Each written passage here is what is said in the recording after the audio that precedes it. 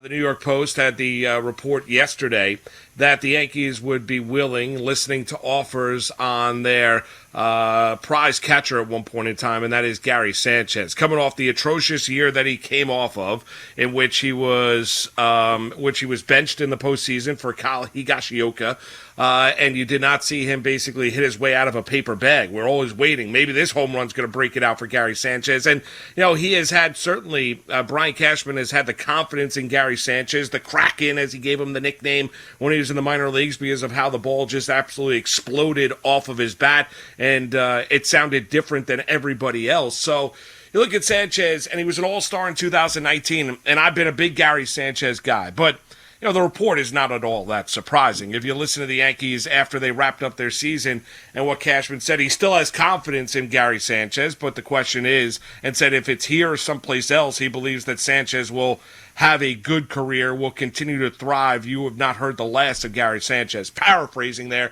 but in essence, that's what Brian Cashman told, the Yankee fan base after they got eliminated by the Tampa Bay Rays in the divisional series. So you look at the report yesterday, but there is one caveat to it, right? They don't want to give him away. So right. The problem and the rub there is, okay, I'm open to the idea of trading Gary Sanchez at the value that I hold Gary Sanchez to. And the Yankees still have a very, very high feeling and believes that Sanchez has a high ceiling and still have a good feel about what he presents as an offensive player.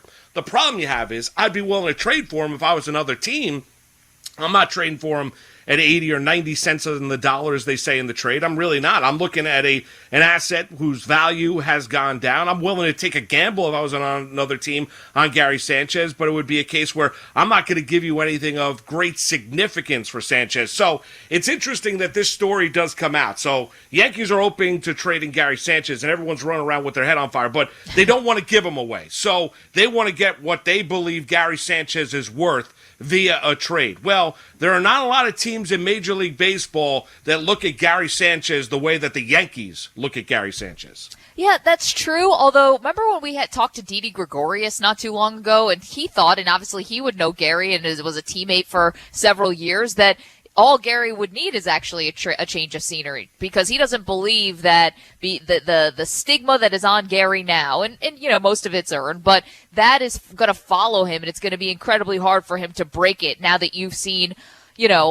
unfortunately, more bad from Gary Sanchez than you've seen brilliant from Gary Sanchez. And so Didi thought it was best to get him out of town. I can see this kind of going one of two ways. I think they either bring in Molina and decide to trade away Sanchez, kind of cut their losses and say, listen, we have to be okay if he goes somewhere else and he starts hitting bombs again, like 30 home run seasons, and we're just going to have to be okay with that, knowing that we feel like we have a bridge catcher here, and that we're going to get someone who's going to be our franchise catcher moving on, or we're going to continue to put Band-Aid over a bullet wound here, or however they're going to attack it. Or the other part, which is you have Molina come here and he can be the mentor for Gary Sanchez, and maybe you think that perhaps he's salvageable because coaches haven't been able to do it. It's all about Gary and whether or not he's going to be able to put together the total package. And so I think those are basically your two options here, but I think both of them revolve around Molina. I don't know. I'm getting more of a sense, like I could see a McCann. I'm getting a sense that Real Muto would not be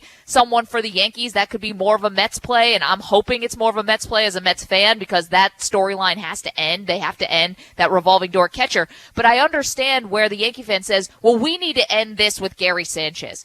I don't know, Moose. I think if I were a Yankee fan, I would favor the bring in Molina and keep Gary Sanchez, not give up on him yet, although I think I'd be in the minority because I know Yankee fans are frustrated with it. Well, listen, I'm not looking to dump Gary Sanchez on the cheap, but I would say this. Where's the playing time, though? It's one thing like bringing – well, I understand. So I'm going to take a Hall of Fame catcher like Molina, who's still a really good all-around player, and I'm going to divvy it up 81 apiece between him and Gary Sanchez behind home plate. That's what I'm going to do here. Well, you might be able to maximize Molina because he's coming off of a down season for him. The last two, actually, he's trended downwards, and granted, it's a Hall of Fame career, so even the trend downwards is still very productive, but maybe that's the way to get the best out of him. Maybe, I don't know if it's straight 81, but you know what I mean. Maybe it is, but I mean, I don't think this is that, easy of a cut and dry scenario where I say I had a 22-year-old catcher who was first cracking into baseball, and then I'm using Yadier Molina as that kind of godfather type to help transition him and then hand him all the reins. Gary Sanchez is a former All-Star. I mean, he's a guy that, has hit a ton of home runs, hit 34 home runs in 2019, was an All-Star that year. So, I mean, it's not an actual, it's not a perfect scenario. I get the vibe and I get the gist that you're going. The problem you have, though, Maggie, is you might go that direction if you're the Yankees. And I think for all intents and purposes, even with the report coming out yesterday, I think it's better of a chance that Gary Sanchez is still a Yankee than the Yankees trading him away because of everything I just mentioned. Because if I was another team, I'd look at Sanchez and say, yeah, I'm willing to take the gamble, take the risk. I'm not paying a hefty price to take that risk. Well, the Yankees are going to look at it, and as their mantra has been in recent years, we're going to hold on to our assets, right? They didn't want to give up Miguel Andujar to the Pirates in order to bring Garrett Cole aboard. The Yankees like to hoard these guys, and yeah, it hurts at times their value, but at times the patience does pay off. Look at Clint Frazier now, where his value is as compared to where the value was a year and a half ago. I don't think the Yankees are going to get what they're looking for Sanchez based on what they feel Sanchez is as a player, even coming off the down year that he came off of, because they still believe that he's a tremendous offensive force behind home plate. They've tried different ways to kind of unearth the defensive consistency. Remember when he first came up, we all kind of went goo-goo gaga over the absolute bazooka of an arm that he had behind home plate to be able to control the running game. Well, I mean, you haven't seen all that much of it, and we've been more focused on the pass balls and, one leg down and how he's handling balls in the dirt and how he's blocking and all these different things. I mean, the very fact of the matter is it's gotten to a point here where it's become a consistent conversation where I do believe that it is put a drain or a black cloud on this Yankee franchise because it's been a storyline that just does not go away.